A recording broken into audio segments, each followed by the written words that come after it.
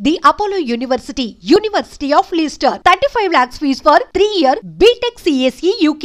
All ఓకేనా? Yeah! Fine. అంతా ఇప్పుడు ఓకేనా? యాహ్! అంకిత నాయుడు. యాహ్! నీ పేరు ఇదేనా?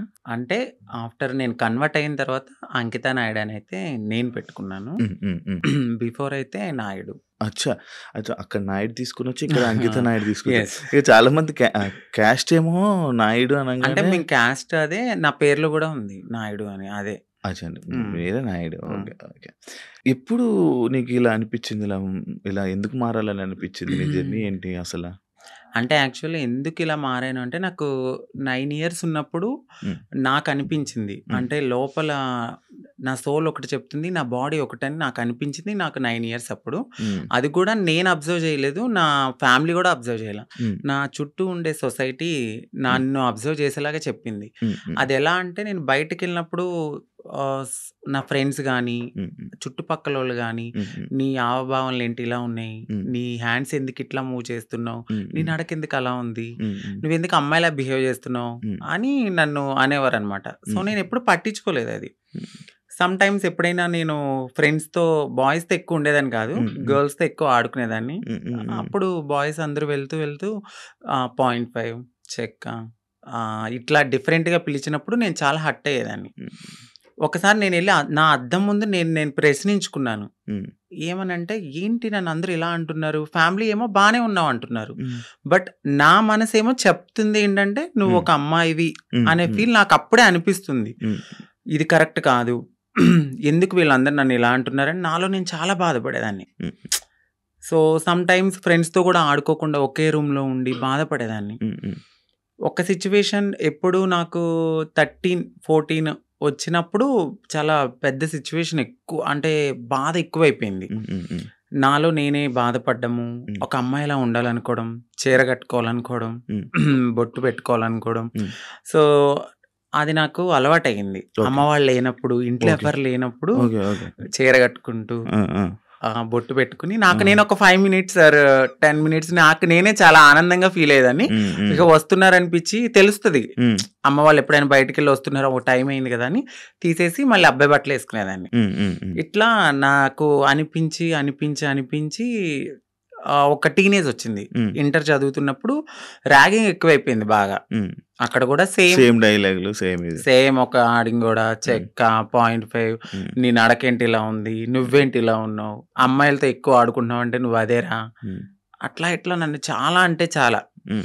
ఇక ఏడవడానికి కూడా నాకు కన్నీళ్ళు సరిపోయి కాదు. హ్మ్. హ్మ్. ఇక ఇదే నాకు లైఫ్లో ఒక టర్న్ వచ్చింది. ఏంటంటే, నేను డాన్స్ బాగా చేసేదాన్ని. హ్మ్. హ్మ్.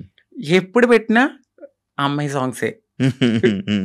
Item songs. ఆ! ఆ! అట్లా నాకు పేరు బాగా పెట్టారు. అప్పుడు చిట్టి ఆయరే సాంగ్ అని వస్తే, ఆ! సో నన్ను అప్పుడు చిట్టి అని పిలిచేవారు. చిట్టి కాస్త చిట్టి నాయుడు అయిపోయింది అప్పుడు. ఓకే. అప్పుడు చిట్టి నాయుడు అని పిలవడంతో చాలా మందికి చిట్టి నాయుడు అని తెలుసు. ఓకే. ఎక్కడ ప్రోగ్రామ్స్ ఉన్నా హ్మ్. వెళ్ళేదాన్ని, ఓకే. డాన్స్ చేసేదాన్ని, ఓకే. మనీ సేవ్ చేసుకునేదాన్ని, ఓకే. అమ్మాయి సాంగ్స్ చేసేదాన్ని. ఓకే. నాలో ఉన్న ఆ ఫీలింగ్స్‌ని అమ్మాయిగా అక్కడ సొసైటీలో రెడీ అయినప్పుడు చాలా ఆనందంగా ఫీల్ అయిపోయేదాన్ని. హ్మ్. అమ్మా! ఇలా నా డ్రీమ్ నెరవేరుతుంది, హ్మ్. నేను అమ్మాయిలా ఉండగలుగుతున్నానని చాలా హ్యాపీగా ఫీల్ అయ్యేదాన్ని. హ్మ్. ఎప్పుడైతే ఆ మేకప్ నుంచి బయటకొచ్చి నేను అబ్బాయిలా ఉండేదాన్నో, మళ్ళీ అదే రొటీన్. హ్మ్. ఫ్రెండ్స్‌తో గానీ, హ్మ్. లేకపోతే చుట్టుపక్కలోళ్ళతో గానీ, హ్మ్. మీ అబ్బాయి ఏంటి ఇలా చేస్తున్నాడు. నేను ఎక్కువ మా మమ్మీకి హెల్ప్ చేసేదాన్ని. గిన్నెలు తోమేదాన్ని, హ్మ్. హ్మ్. ఇల్లు తుడిచేదాన్ని, అట్లా చేసేదాన్ని. మా అమ్మగారు వద్దనేవారు. హ్మ్. చుట్టుపక్కలోళ్ళు నన్ను చూసి నవ్వేవాళ్ళు. హ్మ్. హ్మ్. కానీ మా అమ్మగారికి ఎప్పుడు, ప్రతి తల్లికి తన కొడుకు రాజే, అవును. ఎలా ఉన్నా గూడా. అవును. సో నన్ను గూడా అట్లానే అనుకున్నారు. ఒక 18, 19 ఇక వచ్చేసినియి. మారిపోవాలని నేను ఫిక్స్ అయిపోయాను. ఫిక్స్ అయిపోయారు. ఎందుకంటే చుట్టుపక్కలోళ్ళు అన్న మాటలు అది యాక్చువల్లీ అదే ఇప్పుడు మీకు చుట్టుపక్కల వాళ్ళు మిమ్మల్ని ఇలాంటి మాటలు అనడం వల్ల మీ మైండ్ మారిందా? అలా అని కాదు. అంటే నేనెప్పుడు అబ్జర్వ్ చేసుకోలేదు. అంటే ఇలా ఇప్పుడు ఆ ఏజ్‌కి నేను ఇలా అవును. మారిపోవాలి, అవును. ఎక్కడికెళ్ళి మారాలో మనకేం తెలీదు. ఆ! నేనేమనుకునేదాన్నంటే, ఇట్లా నేను అమ్మాయిగా ఇలా ఇంట్లో రెడీ అవ్వడము, హ్మ్. నాకు నేను ఇలా ఉండడమే అదే నా ప్రపంచం అనుకున్నాను గానీ, వేరే ప్రపంచం ఉంటది. హ్మ్. ఇట్లా అప్పటికి నాకు భయం అనమాట. ట్రాన్స్‌ని ఎక్కడైనా చూసినా హ్మ్. నేను భయపడేదాన్ని. మాట్లాడేదాన్ని గాదు. అవును. చాలా భయపడేదాన్ని. ఇప్పటికి ఉండేది. ఎందుకు భయం? అసలు నార్మల్‌గా అర్థం కాదు. అంటే సొసైటీలో కొంతమంది చేసే, అందరూ గాదు, హ్మ్. మోరోవర్ కొంచెం మారింది సొసైటీ ఇప్పుడైతే. హ్మ్. అప్పట్లో మేమున్నప్పుడు ఏంటంటే కొంచెం హార్ష్‌గా బిహేవ్ చేయడం, కొంచెం కొట్టడం. కొట్టడము, తిట్టడము. అది కూడా ఎందుకు? ఇదే సొసైటీ వాళ్ళని వేలెత్తి చూపియడం వల్ల ఫ్యామిలీకి దూరమయ్యి మాకు ఎటు కాని లైఫ్ అయిపోయిందని చెప్పి సో అదే గర్జ్ పెట్టేసుకున్నారు. చాలామంది అప్పట్లో మగవాళ్ళన్నా చిన్న కామెంట్ చేసినా కొట్టేసేవాళ్ళు అప్పట్లో. ఇప్పుడు మారడం అయితే కొంచెం జరిగింది. నేనున్నప్పుడు కొంచెం భయపడ్డాను. భయపడి ఎవరికి చెప్పేదాన్ని కాదు. ఇంట్లో రెడీ అయ్యేదాన్ని. కానీ మా అమ్మాలకి తెలియదు కానీ చుట్టుపక్కల వాళ్ళందరికీ తెలుసు నేను ఇలా. మేము రియాక్షన్ ఏంటి మరి? స్టార్టింగ్ ఇలా అయిపోతాను, ఇలా మారుతాను అంటే చెప్పారా? చేశారా? నేనైతే ఫస్ట్ ఏం చెప్పలేదండి. సో నేను ఇంటర్ అయిపోయింది, డిగ్రీ వరకు బాగానే ఉన్నా. అంటే అక్క వాళ్ళు ఉన్నారు, 2 అక్కలు. సో మాది కొంచెం గ్రామం లాంటిది. ఏమన్నా చెప్తే ఏమవుతుంది, మా అక్క వాళ్ళకి మ్యారేజ్ కాదేమో అని నాలో నేను కొంచెం బాధపడుతూ ఇట్లా ఆనందంగా షోస్ కానీ దేనికని వెళ్ళి నా హ్యాపీనెస్ పంచుకునేదాన్ని. వాళ్ళు ఏమనుకున్నారంటే ఓకే అక్కడ అలా చేశాను కదా ఇలాగే అని తెలీదు, ఇలా నడిపించుకుంటూ ముందుకెళ్తున్న తరుణంలో వాళ్ళు బాధపడ్డారు. ఎందుకు అబ్బాయిలా చేయొచ్చు కదా అని. ఒకానొక సిచ్యువేషన్ మా పెద్దక్కకి మ్యారేజ్ అయిన తర్వాత నేను ఓపెన్ అయ్యాను. చెప్పడం నేను ఇలాగా నాకు అమ్మాయి ఫీలింగ్స్ ఉన్నాయి, నేను మారాలనుకున్నప్పుడు. సో మా మమ్మీ చాలా బాధపడ్డారు, ఎందుకు ఇలాగా అని. ఏదో నేను పాపం చేసుకున్నాను అనుకుంటా, అందుకే ఇలా పుట్టావనగానే నాకు చాలా బాధ అనిపించింది. అంటే ఇలా పుట్టడం బాధ ఎందుకు, ఇట్లా కూడా ఒక హ్యాపీనెస్ నాకు నేను నచ్చినట్టు బ్రతకడం అని నేను అనుకున్నాను. కానీ ఒకవేళ అబ్బాయిలో ఉండలేమా? ఉండలేమండి. ఉండలేరా? కష్టమా? చాలా. అవునా? చాలా. నాకు నేనే చాలా క్వశ్చన్స్ వేసుకున్నాను ఇలా ఉండొచ్చా అని. కానీ కొంతమంది నార్మల్గా వాళ్ళకి ఆ ఫీలింగ్స్ ఉన్నా కూడా అబ్బాయిలాగా ఉండిపోయి పెళ్లి చేసుకుంటున్నారు కదా. కొంతమంది ఇప్పుడు ఇండస్ట్రీలో కానీ బయట కానీ కొంచెం పలుకుబడి ఉన్న వాళ్ళు పేరెంట్స్ నేను చచ్చిపోతా సూసైడ్ చేసుకుంటా అన్నవాళ్ళు మేబీ అట్లా ఉన్నారేమో, నాకైతే తెలీదు.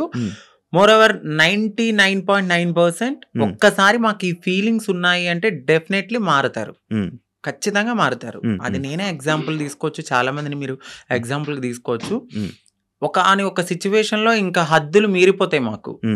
ఇక ఈ సొసైటీ ఏమొద్దు, ఫ్యామిలీ వద్దు, ఏమొద్దు, నన్ను నేను మార్చుకోవాలి అనుకున్నప్పుడు ఇళ్లలోంచి బయటకు కూడా వచ్చేసిన సిచ్యువేషన్స్ ఉంటాయి.